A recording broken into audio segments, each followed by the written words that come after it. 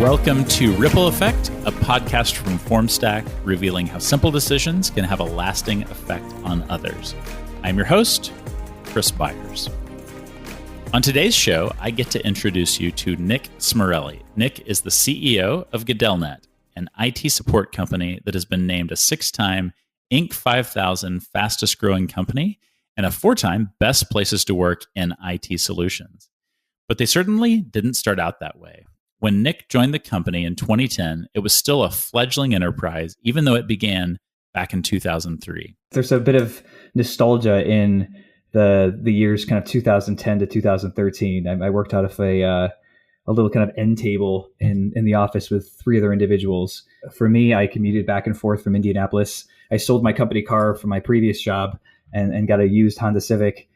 We couldn't afford, I lived a life before where I was staying at the nicest hotels. Whenever I traveled, we'd always eat at nice restaurants. And I remember shopping at Aldi and staying at the bottom bunk in one of the owner's house with his 3-year-old son sleeping above me. So conditions were not glamorous when we got things started. As CEO of an IT solutions company, it might surprise you to find out that Nick doesn't consider himself an IT expert.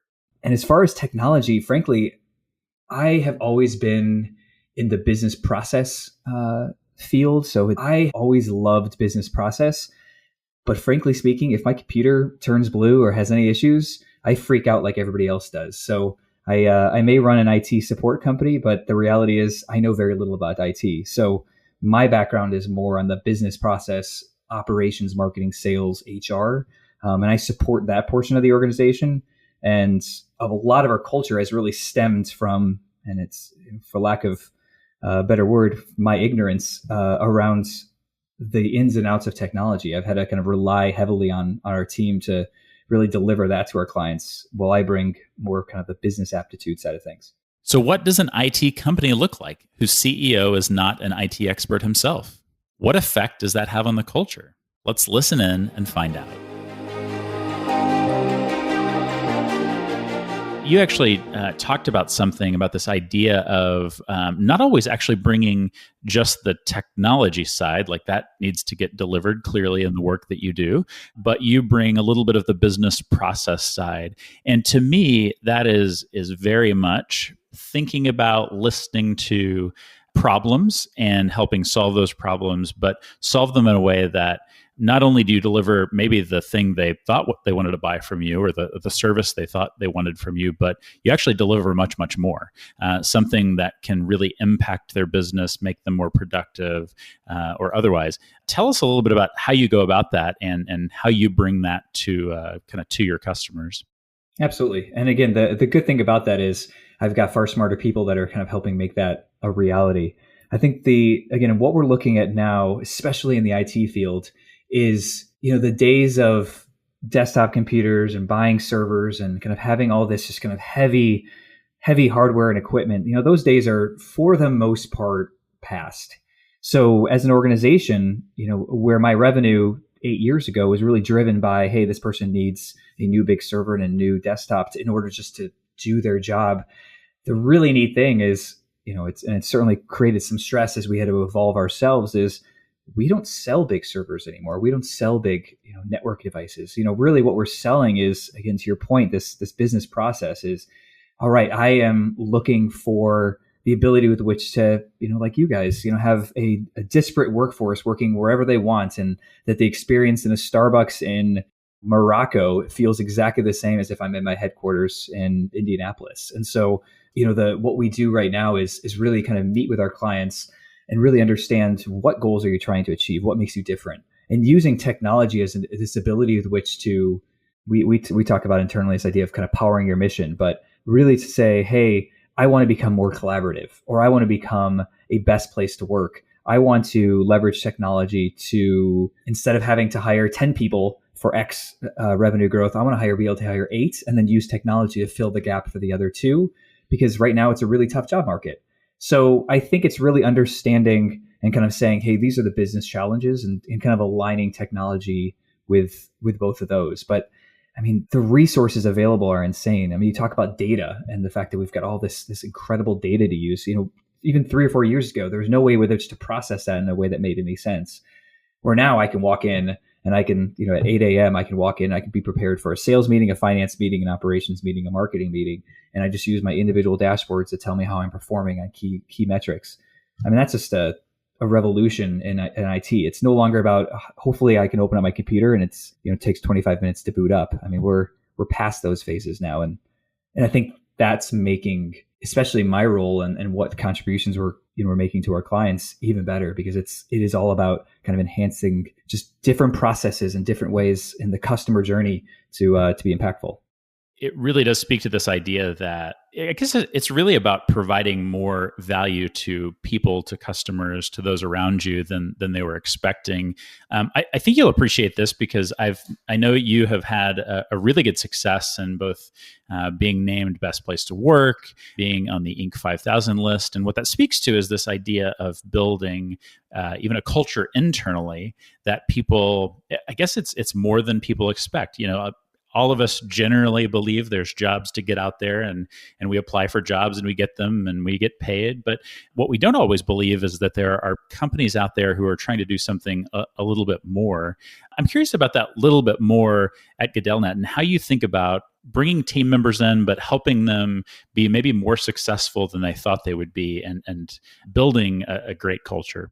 I mean, again, this is what people always ask, like, what things keep you up at night? And this is certainly one of those is are we really creating a space that allows people to be kind of even surprise themselves as far as kind of what they're capable of doing? And we talk a lot internally about the concept of bringing your whole self to work and the good, the bad, and the ugly, but also the ability which to say is, everybody comes with, anywhere between 22 and 65 years of unique experiences, and just saying, are people really kind of using that full scale within the organization? So how we've worked, I would say, tirelessly to kind of help make that happen is, I think it really, really starts with is setting the right foundation. For us, it's we've got a really strong set of core values that interplay ourselves, from the interview process to, I mean, again, I don't think there's a day that goes by that nearly everybody on the team is talking in some capacity around those kind of three values, and really kind of creating a safe space with which to discuss and live those values. One of the big hires we made that, again, if you were looking at my P&L statement, you would see it reflected there is, one of the things we brought is we spend a ton of money on training and development. We actually hired a training and development manager when we were only about 65 or 70 employees, which is fairly unheard of in terms of kind of having this kind of size of HR staff. But what that allows us to do is we build kind of 1, 2, and 5 year individual development plans, and really aligning kind of our spend around kind of where people want to go as an organization. We have people learning Spanish, which again, it has a little bit of interplay to us, but for us, it's kind of how do you maximize your potential? And so I think for us, it's really kind of taking those, being thoughtful with our investments. We're still a small company. We're still growing. And so for us, that takes investment. So we've got to be somewhat frugal about that, but really is understanding kind of what training and development programs are we bringing to our folks. And then really, I'd say kind of last is really building a culture of humility, because I don't think you can bring your best self if you have any fear of making a mistake or will they accept me here? And so I think for us is the concept of humility has to start, and it has to start with me. There's not a week that goes by that I don't remind people of the fact that I'm not the smartest person in the room. The number of times that week I was told that I was wrong, and the number of mistakes that I made, but kind of what paths I took to improve myself so that I wouldn't make that same mistake again. So we really set that tone at my level so that people feel comfortable bringing it up, because I don't feel like people can grow unless they feel 100% comfortable in their ability to which to kind of show the good, the bad, and the ugly about themselves. That idea of, for us, we have a cultural value. We say treat everyone as a peer, regardless of title. And so I very much appreciate what you're talking about there. It's this idea that, plenty of us have experience. We've been around a while. We have some domain knowledge. But if we don't appreciate that everyone brings something to the table, and in fact, maybe even the naive approach at times is the right one. It's the one that hasn't been weighed down by baggage and history. I love that, the way that you're thinking about it. The other thing you said that I'd say I've only later in life come to believe more in is that idea of training and development. But I'm thinking about education. Yes, I went to college, and yes, I went got all the way through high school, but I never really appreciated schooling. I always liked hands-on work. So it always kind of had me devaluing the need for education. But it's been more recently that I've started to see where education is actually one of the more powerful things that you can do for someone when they have that knowledge that they didn't have before. You mentioned somebody learning Spanish. Yep, maybe it isn't exactly going to apply, or maybe it'll just apply to the business later. But allowing them to open up and learn something new means, you know what, they will be able to go to a Spanish-speaking country maybe one day and interact with people. But it's this kind of like life-giving, never-ending cycle of once you've been educated, you can educate other people and become more self-sustaining, I suppose it is. And so really love that, and would love to know maybe more about that training and development. How do you think about that? How do people in the organization utilize whatever it is you're using, software or otherwise, to do more education? I was very lucky. My father kind of moved up the ranks from a professor to, he ended up being a president of a university before he recently retired. My mother was a teacher for her entire career. So I would say, like it or not, I was already kind of pushed that direction since I was very young.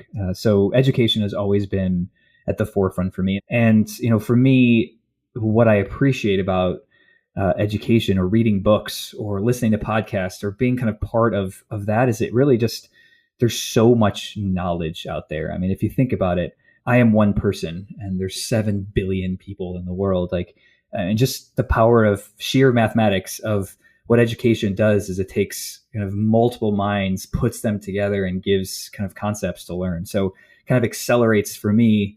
Again, I'm a younger CEO, I'm 37, accelerates my impact because I'm essentially just stealing ideas from other people. So that's how I use it. And that's how I really present it to the team is my job as CEO is not necessarily it's always to have those ideas, but rather, I'm a really fantastic curator of ideas. I find the best. I am really strong at kind of applying them and creating the change management around that.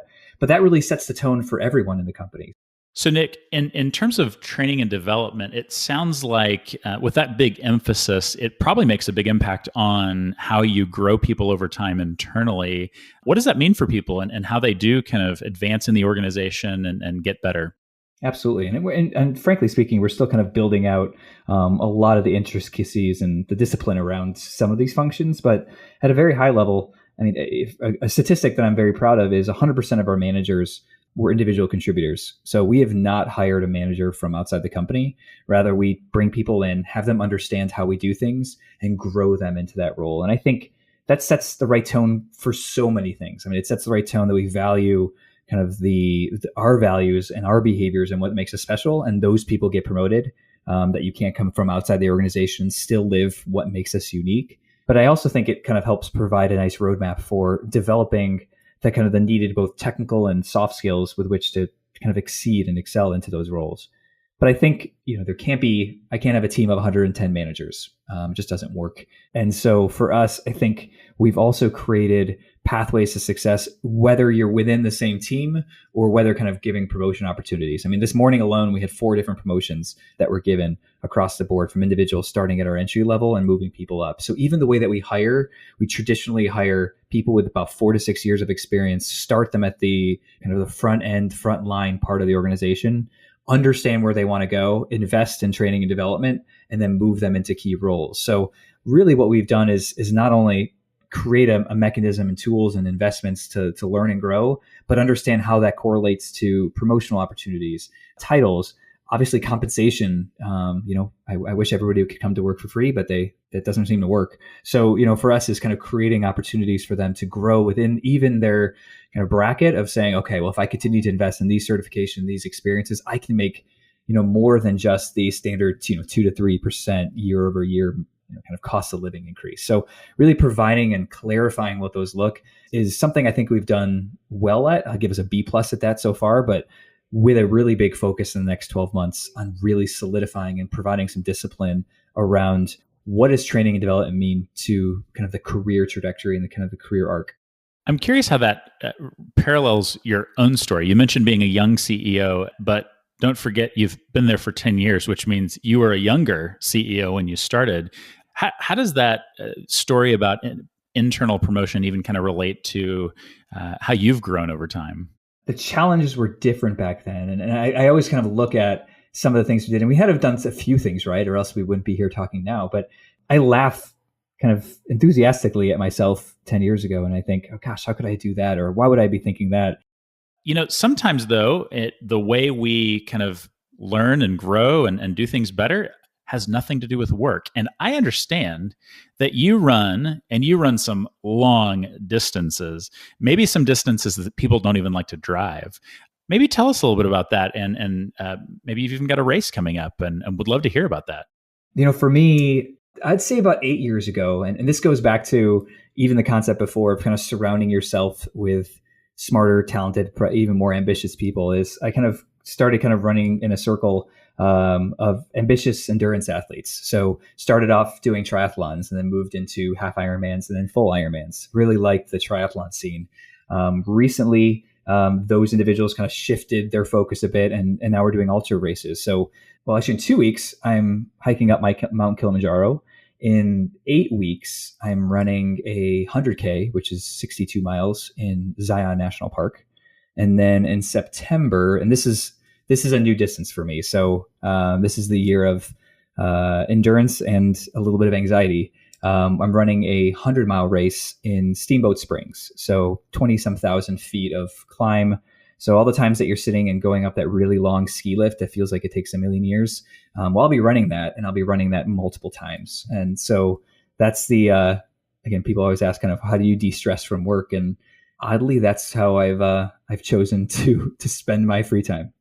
I've learned over kind of my own personal journey of running and eventually getting up to a marathon that it speaks so well, though, to how we find really success and kind of build organizations. Is you didn't wake up one day and just run 100 miles. You've progressed over the years. You started with a smaller race, and then you picked up a larger one, and you trained, and it was just about a bunch of kind of micro decisions that stacked up to now you can dream about and probably go run that 100 miles and be successful. And I said probably, you're going to do it, don't worry. But I think that it's a great analogy to anybody who's trying, listening to these stories and hearing like, man, this is awesome. I wish I could do that.